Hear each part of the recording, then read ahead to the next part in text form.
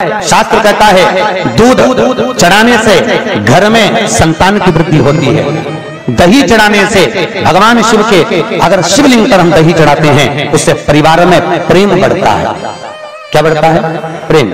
फिर घी चढ़ाने से हमारे घर से रोग दूर होता है। शहद चढ़ाने से, भगवान शंकर पर जो शहद चढ़ाया जाता है वो चढ़ाने से घर में संपदा की वृद्धि होती है। और 5वें नंबर पर भगवान को शक्कर, खांड जो आप जानते होंगे, शक्कर आदि पिसी हुई चढ़ा देने से, शिव जी को चढ़ाने से हमारे घर के बच्चे जिद्दी नहीं होते। क्यों कहते हैं जो बच्चा जिद्दपन करता हो, जो बच्चा जिद्दी रहता हो, तो क्यों कहते हैं कि अवधूतेश्वर महादेव का नाम लो और उसके हाथ में शक्कर की कटोरी देकर शंकर जी पे चढ़वा दो, बच्चा कभी जिद्दपन नहीं करता। अवधूतेश्वर महादेव का नाम लेकर सोमवार की अष्टमी के दिन चढ़ाया जाता है। सोमवार की अष्टमी को शिवलिंग पर बेलपत्र चढ़ाना, जल चढ़ाना, इसका भी एक नियम होता है कि शंकर जी पर, शिवलिंग पर जल कहां चढ़ाया जाता है। सबसे पहला जल अगर शंकर जी को चढ़ाने जा रहे हो तो शंकर जी के जो चरण है, जहां से पानी नीचे गिरता है, उसके सीधे वाले भाग पर, अपने हाथ का सीधा भाग, वहां जल चढ़ाओ। फिर जहां लेफ्ट भाग है वहां जल चढ़ाओ। जहां शंकर भगवान का शिवलिंग रखा हुआ है, तीसरे नंबर का जल वहां चढ़ाना चाहिए। चौथे नंबर का जल भगवान शंकर के शिवलिंग पर चढ़ाना चाहिए। 5वें नंबर का जल ऊपर अगर जलाधारी लगी हो तो उसमें चढ़ाओ। नहीं हो जलाधारी तो भगवान शंकर का जहां नंदी बैठा है, नंदी का एक पांव ऊंचा रहता है, उस पांव के पास में जल चढ़ाना चाहिए। पांव जल जल जल चरण के पास में। ऐसे 5 स्थान दिए हैं जल चढ़ाने के लिए। शिव जी का स्नान कितनी चीजों से होता है? 5 चीजों से। पंचामृत, दूध बोलते जाओ, दही, फिर घी, शहद, फिर शक्कर। क्यों कहते हैं जो बच्चा बार बार बीमार पड़ रहा हो, बार बार सर्दी हो रही हो, बार बार बीमार पड़ रहा हो, खांसी चल रही हो, बार बार हॉस्पिटल लेकर भागना पड़ रहा हो बच्चे को, छोटा सा अगर बच्चा है, 8 साल के अंदर बच्चा है और बीमार ज्यादा पड़ रहा है, तो आटे का दिया बनाओ, 4 पत्ती रखो, उसमें तिल्ली का तेल डालो, अवधूतेश्वर महादेव का नाम लेकर बच्चे के ऊपर से 21 बार उतारो और किसी चौराहे पर ले जाकर रख दो। जिंदगी में बच्चा कभी बीमार नहीं पड़ेगा, बच्चा स्वस्थ रहे, आनंद में रहे, आनंद में रहे, स्वस्थ की मूल। और वैसे भी प्रथम सुख, अरे बोलो तो, निरोगी काया। घर का प्रथम सुख निरोगी काया। व्यक्ति अगर धन की मूलता नहीं है, साहब पैसा अपनी जगह पर है, फिर निवेदन करता हूं, धन अपनी जगह पर पड़ा है। सबसे पहला है परिवार में सब स्वस्थ रहे, सर्वे भवन्तु सुखी। अगर घर में एक व्यक्ति भी बीमार पड़ा है ना तो मन नहीं लगता परिवार का। लगता है कि मन, कोई घर में बीमार पड़ा है तो मन का स्वस्थ। इसलिए राम जन्म से लेकर आखिरी समय तक सरयू में जब भगवान राम अपने शरीर को त्यागते हैं तब तक शंकर की शिवलिंग की आराधना करते हैं। भगवान कृष्ण अर्जुन से कहते हैं, अर्जुन तू जहां जहां जाए वहां मंदिर का निर्माण करना, शंकर की आराधना करना।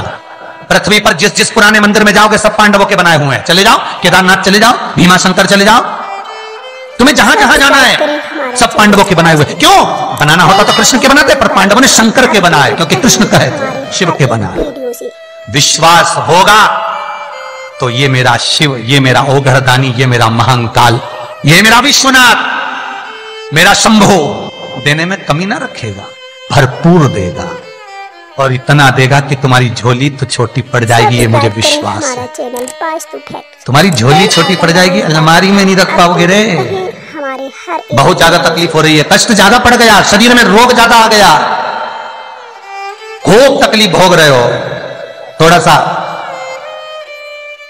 थोड़ा सा आटा कि उसन कर, लोई बनाकर बारीक बारीक दाना, नमः शिवाय बोलकर 108 गोली तैयार कर लो आटे की। शंकर के मंदिर की चौखट पर बैठकर 21 बार उतार लो। किसी जलाशय में जाकर मछलियों को डाल दो, रोग मुक्ति होती है। 3 मित्र मनुष्य की जिंदगी बर्बाद कर देते हैं। मानव के जीवन को बर्बाद करने वाले 3 मित्र होते हैं। पहला थाली, प्रशंसा करने वाले, दूसरा थाली, होटल में खिलाने वाले, और तीसरा प्याली, मैखाने में ले जाकर पिलाना सिखाने वाले। गलत क्या कहा है? तीन मित्र मनुष्य की जिंदगी बर्बाद कर देते हैं। पहला ताली, दूसरा थाली, तीसरा प्याली। ये प्रशंसा करने वालों से दूर रहना। शंकर भगवान की कथा करिए कि मुझे सर्प क्यों प्रिय है, शंकर को सांप क्यों प्रिय है, क्योंकि वो विषधर है, क्योंकि वो विषैला है और विष उगल दे। एक बार मुंह से कह दे, और जो एक बार कड़क कह देता है, एक बार विष उगल देता है, फिर वो बाद में नहीं उगलता। एक बार कह दे। जिन माताओं के नेत्र में रोग होता है, नेत्रों से दिखाई नहीं देता, तकलीफ रहती है, आंखों से कुछ ना दिखे, तो अवधूतेश्वर महादेव का नाम लेकर शहद, शहजंत, मधु, शहद मुख्य शिवरात्रि के दिन 12 महीनों में जो एक शिवरात्रि आती है महाशिवरात्रि, उस शिवरात्रि के दिन थोड़ा सा शहद शंकर भगवान के शिवलिंग पर रात्रि को अगर 12 बजे चढ़ा दिया जाए और एक बेलपत्र चढ़ा दी जाए, उस शहद को निकाल कर लाया जाए, डब्बी में रख लो, शीशी में रख लो। उस शहद को आंखों में जैसे काजल लगाते हैं, प्रतिदिन 3 महीने तक लगातार नयनों में काजल की तरह लगाइए। नेत्र विकार मिटता है, आंखों की रोशनी बढ़ जाती है और आंखों से दिखना चालू हो जाता है। नहीं है ना विकार? नहीं। सब्सक्राइब करें हमारा चैनल वास्तु ये उसी में कहा है जैसे भगवान शंकर पर तुलसी नहीं चढ़ती है क्या? नहीं, केवल वर्ष में एक दिन होता है जब भगवान भोलेनाथ पर तुलसी चढ़ती है, केवल वर्ष में एक दिन। कौन सा? वैकुंठ चतुर्दशी का दिन, जिस दिन भोलेनाथ पर तुलसी चढ़ती है और हमारे ठाकुर जी लड्डू गोपाल पर बेलपत्र चढ़ता है। उसको कहते हैं हरिहर मिलन। सब्सक्राइब करें हमारा चैनल वास्तु बेल आइकन दबाएं ताकि आप अपडेटेड रहें हमारे हर एक वीडियो से। कितनी बजे चढ़ती है? रात को 12 बजे से लेकर सुबह 4 बजे तक बाबा भोलेनाथ पर तुलसी और ठाकुर जी को बेलपत्र। उसको उठाकर सुबह 4 बजे के बीच में शहद की शीशी में रख लो। जो बच्चा पढ़ने में कमजोर हो, विद्या में कमजोर हो, बुद्धि में कमजोर हो, उसको चटाना चालू कर दो।